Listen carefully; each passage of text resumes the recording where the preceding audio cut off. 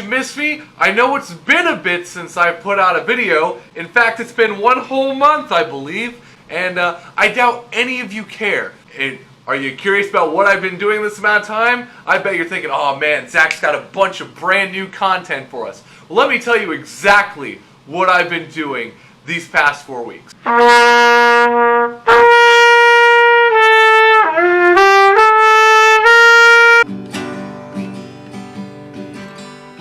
I'm so sad! This song just really gets me. It's so easy when everybody's trying to please me, baby. So back to the main story of It's So Easy. Now we're entering to the month of August. And around this time, Peter and the rest of this company is wanting me to come back and essentially do the same spot as I did before. Just heckle Pogo a little bit, and eventually get beat up, give him a little bit of a dick kick, and then be on my way. And I want my friends to see this so bad. So I invite my friends to come with me to this event, just to essentially do what I've been doing. I show up, we talk it out. And I go to the back. I say, you guys chill out here. I'm gonna head to the back and do my thing. So I'm sitting there talking to Pogo. We're essentially just doing the same thing that we've done before. And I make my very, I don't know if it's my first mistake, but I make a mistake that I've learned you're not supposed to do. And that is asked to get your shit in. Now, I know a lot of people's definition of getting your shit in means, oh, I want to be able to do my move. I know that I'm a jobber, but I know I want to be able to do my move. I want to be able to look good. Well, my whole goal is to end up looking bad. I went to Pogo and I said, hey, my friends are here. I wanted to know if you could beat me up just a little bit more than normal. And he goes, how about we just do what we've been doing? And me, like the dumbass I am, go, No. This will be good. This will be good. Just beat me up more than normal. It'll be fun. And he's like, you want to get beat up more than normal? Fine. I'll beat you up more than normal. So we done through the same normal spot, and boy, did he beat me up more than normal. He that clothesline was a whole lot stiffer, and he pulled my hair a whole lot more. I don't have much footage from the event, but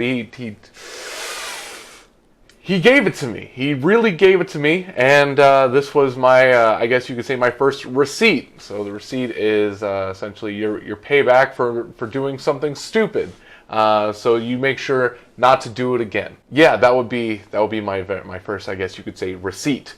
And my friends got pictures of it. I thought it was fun, but we got to the back, and Pogo goes, "Was that good enough for you, huh? Was that good enough for your little friends?" And I said, "Yes, sir. I think that's good enough." And he said, "Good." And I wasn't being mean about it. I know I make it come off like he was being mean, but he was teaching me a lesson. Just do what you're told. You're the young lion here. You're the young gun. Just do what you're told, and you'll be able to learn. So I eventually learned that later on, but at the time I was so confused. Like, why is he hitting me so hard? But eventually, to move on to some stuff that I do have footage of, and is the first televised event that I did with this company.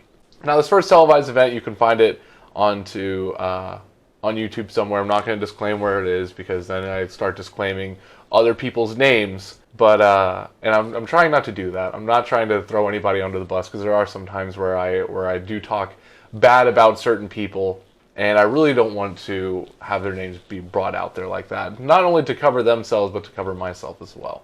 So I talked to Peter about doing possible television, because I work at a TV station, and I'm so excited about being in professional wrestling that I want to be able to show it to a broader audience, more than just the people that are in these different areas that we're going. And he goes, okay, and I get the okay through my boss, and we're off to the races. We're good. He says, all right, show up to this event with a camera crew, and we'll be good to go. We set up the time, and they sent me a bunch of different stuff from the TV. And I mentioned to Peter, hey, is there anything I can do on this event? And he said, well, yeah, you can be commentary. And I go, yeah, okay, cool. I can be commentary. Is there anything else? I kind of want to, I didn't know if Pogo was going to be there. And we essentially do the same thing that we did again, just kind of different. And he goes, no, Pogo's not going to be there. However, there is one guy that's going to be there that is going to attack people with a kendo stick. And you can go and take the kendo stick away from him and essentially fight him off with the kendo stick, make him go away, and then you can be the big hero. I go, that sounds awesome. That sounds great. So me and this camera crew get ready. We've never been to this place before. We've never even heard of this place before, but we're on our drive out there. And this is in the middle of nowhere. I am talking, the person I'm with is a big horror movie fan, and he was stating on the car ride there, if I had my own personal camera, I would be shooting B-roll right now of this horrific trail that we are getting on.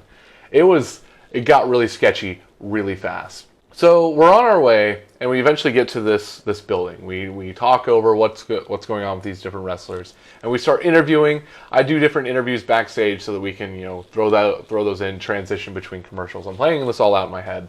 We're doing all this stuff before we actually start the show, and then when it's about time to start the show, I get this idea. I start seeing kids in the crowd. I start seeing more people in the crowd, and I say to myself, I have this great idea. How about we get this like big crowd and we introduce the show. We get this big crowd to come in, and they stand in front of the camera, and we do this big intro. I grab the microphone and I go, hey, whoever wants to be on TV, come over here and stand in front of this camera. This camera over here, just stand in front of the camera. And I had a bunch of little kids come up, and not enough for it to make an impact whatsoever. I looked ridiculous. And to make matters worse, I start stumbling and forgetting my lines as I'm doing this intro. And I am horrified while doing this. This is my first time ever doing something on camera. I've done stuff through radio, but this is my first time ever doing something on camera with a live mic in front of multiple people. So yeah, you can actually hear me stumble there at first. Welcome, ladies and gentlemen, to we have a great show for you tonight. We have a title match between Rob Kincaid and Butcher Beast. We have Cutter versus the superstar TJ Powers, and we have a legend versus legend match against. Let's get this show on the road.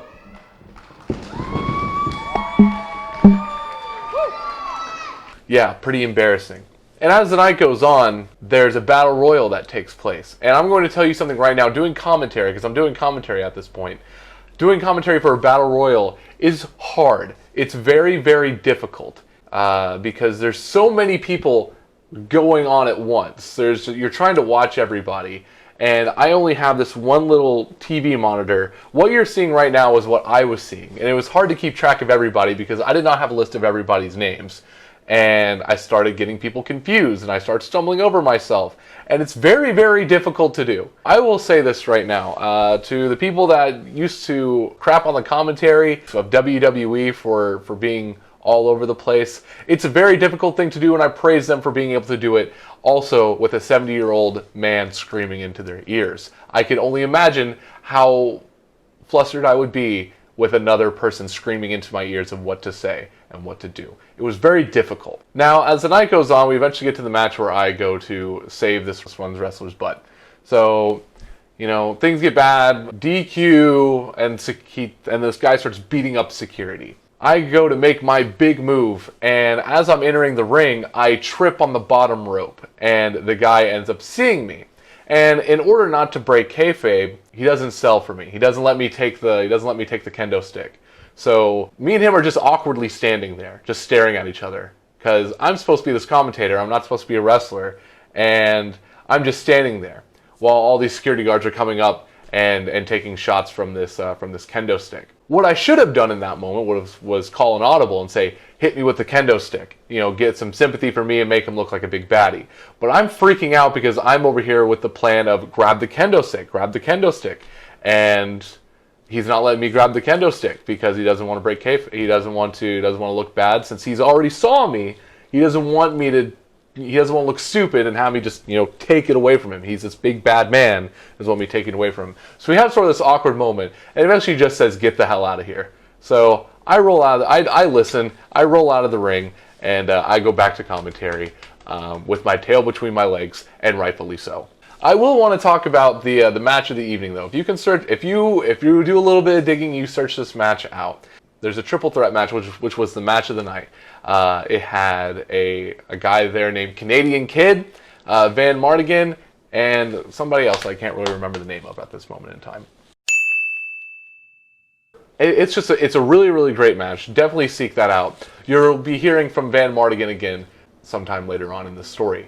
Eventually, after everything's said and done, we get done with the TV, and everybody's super duper excited, super duper grateful, and everybody's shaking my hand, and we're all having a good time. Eventually, I edit it and put it on TV, and everything goes great, and it gets a lot of reaction. They wanted more. So after talking to Peter wants to do more television for the wrestling.